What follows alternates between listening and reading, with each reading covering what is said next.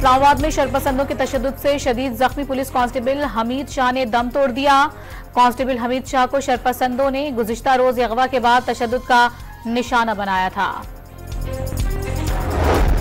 वज़ीर आला खैबर पख्तूनख्वा की क़यादत में इस्लामाबाद पर धावा बोला गया। खैबर पख्तूनख्वा पुलिस के 11 एहलकारों और 120 अफगान शहरियों समेत 564 अफराद गिरफ्तार। केपी पुलिस की गिरफ्तार एहलकारों से लॉन्ग रेंज आंसू गैस के शेल, मास्क और रबड़ की गोलियां बरामद हुई। वज़ीर दाखिला की प्रेस कॉन्फ्रेंस।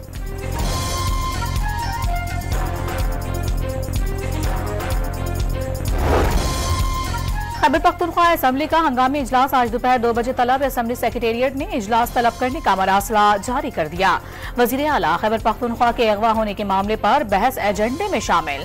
केपी हाउस में खवातीन और बच्चों के साथ बदतमीजी का मामला भी जेर बहस लाया जाएगा।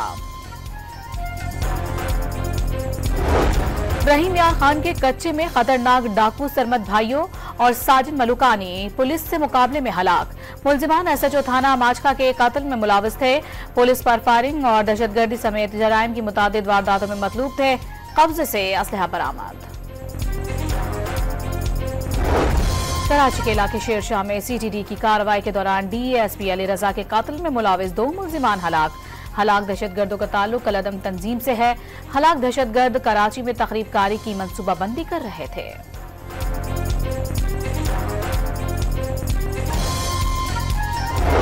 इस्राईली फजाइया का एक बार फिर लेबनान पर बड़ा हमला। बैरूत रात भर धमाकों से गूंजता रहा।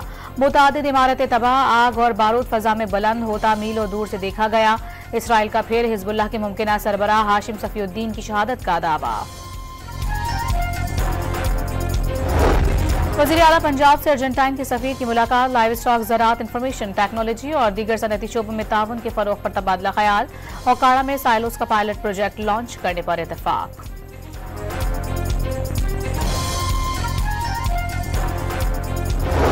और लाहौर में महकमा वाइल्ड लाइफ की टीम ने गजुमाता में कार्रवाई करके भारतीय ग्रे वुल्फ को रेस्क्यू कर लिया।